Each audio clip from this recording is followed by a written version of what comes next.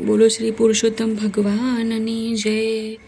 પુરુષોત્તમ અધિક માસની પુણ્યધારા અધ્યાય 20 વ્રતનો વિધિ.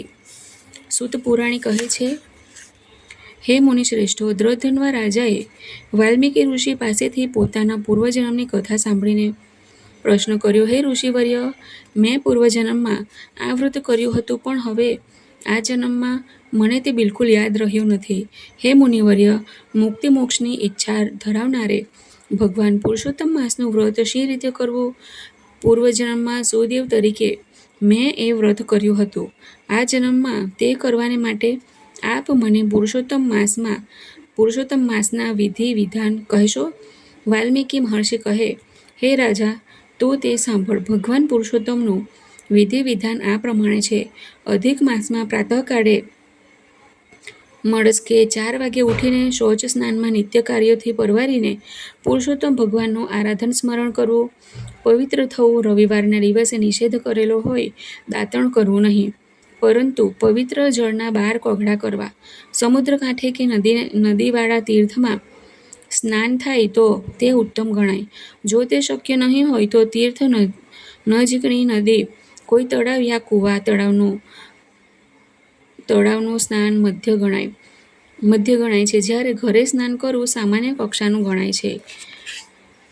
સ્નાન કર્યા બાદ વ્રત કરનારે સ્વચ્છ પવિત્ર વસ્ત્રો પહેરવા જોઈએ. શિખાબંધન કરીને દર્ભની પવિત્રી પહેરેલા હાથે આચમન કરવું. પછી ખભે ઉપવસ્ત્ર ઓઢવું. પૂર્વ યા ઉત્તરાભિમુખ બેસીને હાથ જોડીને પ્રાર્થના કરવી.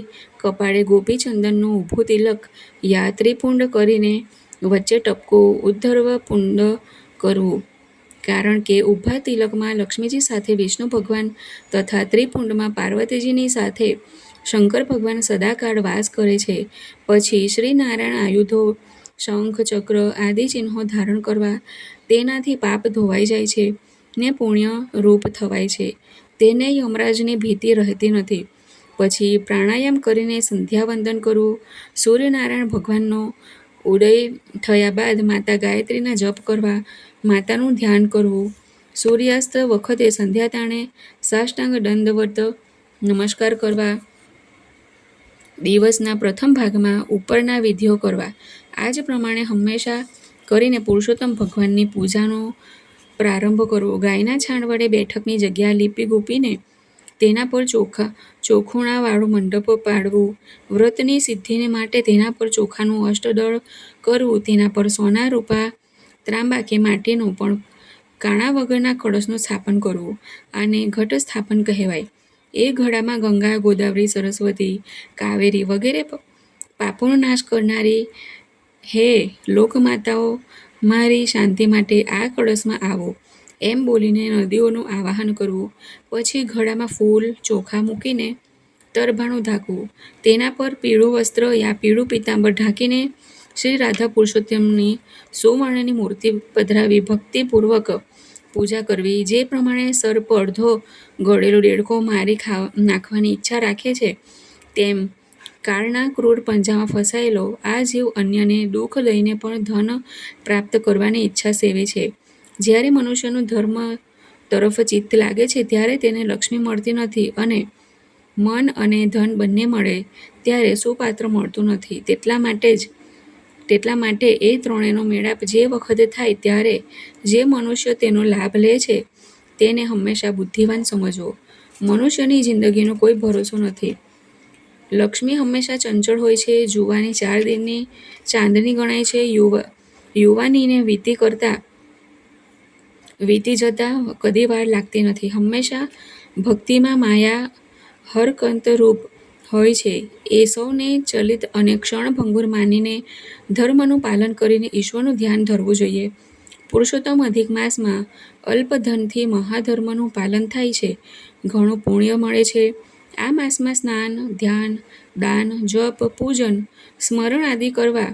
હે રાજન, નદીઓમાં જેમ ગંગા શ્રેષ્ઠ તીર્થ છે, વિદ્યા એ જ ઉત્તમ ધન છે, ગુણો ઉત્તમ રૂપ છે, વૃક્ષોમાં કલ્પવૃક્ષ, રત્નોમાં ચિંતામણી, ગાયોમાં કામધેનુ, પુરુષોમાં રાજા, શાસ્ત્રોમાં વેદ તથા વ્રતોમાં કે પુણ્યમાં પુરુષોત્તમ માસ જેવો કોઈ ઉત્તમ નથી.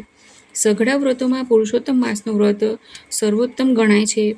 સર્વ માસોમાં સાક્ષાત શ્રી પુરુષોત્તમ ભગવાનનો અવતાર એવો અધિક માસ શ્રેષ્ઠ છે.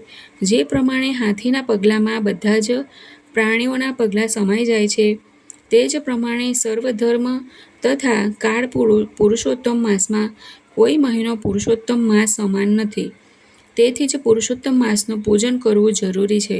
હે રાજન, પુરુષોત્તમ માસના આ વિધિ વિધાન છે. શ્રી બૃહનારદ્ય પુરાણના પુરુષોત્તમ મહાત્માનો પુરુષોત્તમ વ્રતનો વિધિ નામનો અધ્યાય 20મો સમાપ્ત.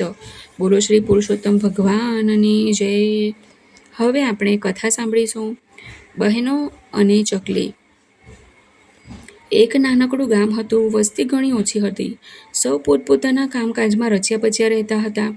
ખેડૂતો ખેતી કરતા, વણિકો વેપાર કરતા, લુહાર, સુથાર, કડિયા પોતપોતાના કામોમાં વ્યસ્ત હતા. સવાર પડે ને સૌ પોતાના કામોમાં મંડી પડતા. આમ દિવસો પસાર થતા હતા. એવામાં બધા મહિનાઓમાં ઉત્તમ ગણાતો અધિક પુરુષોત્તમ માસ આવ્યો. સુદ પડવાથી અધિક માસ શરૂ થયો. ભાવિક ધર્મિષ્ઠ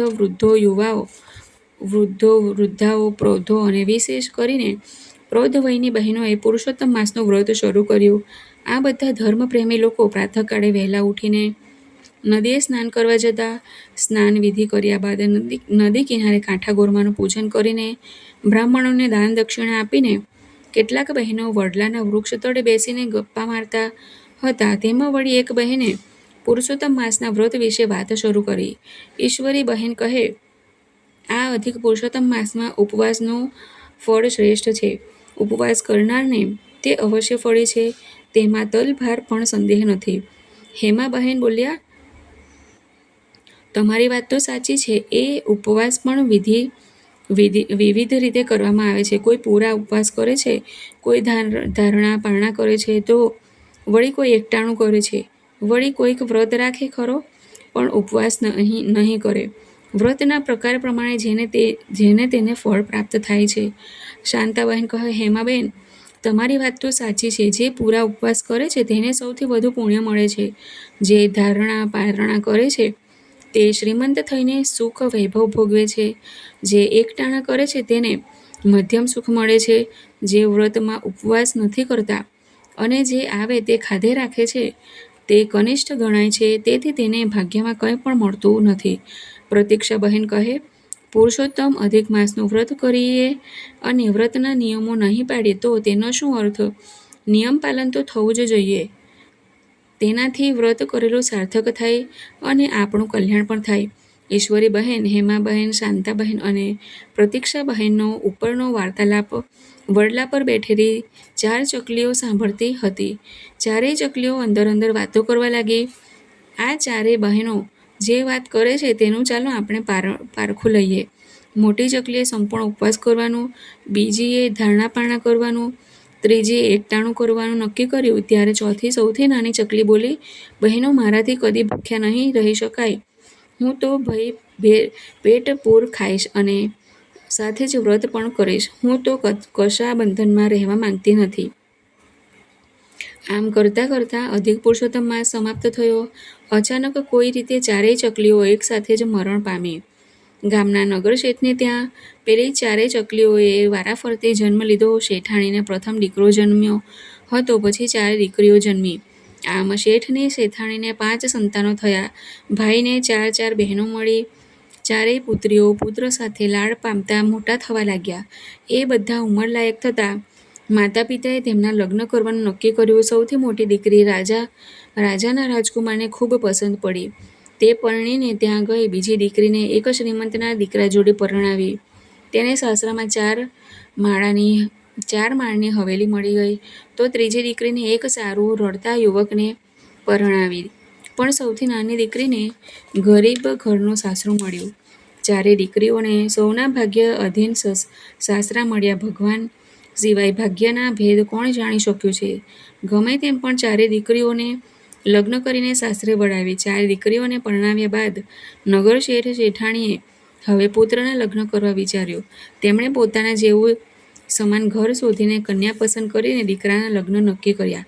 મા બાપે ચારેય દીકરીઓને ભાઈના લગ્નમાં આવવાના આમંત્રણ મોકલ્યા. સૌથી નાની દીકરીને આમંત્રણ મળતા જ તરત પિયર પહોંચે. તેનાથી મોટી લગ્નના 3 દી પહેલાં પહોંચે. તેનાથી મોટી તે 2 દિવસ પહેલાં પહોંચે. જ્યારે સૌથી મોટી હતી તે લગ્નને આગલે દિવસે પિયર પહોંચી. બોલો શ્રી પુરુષોત્તમ ભગવાનની જય.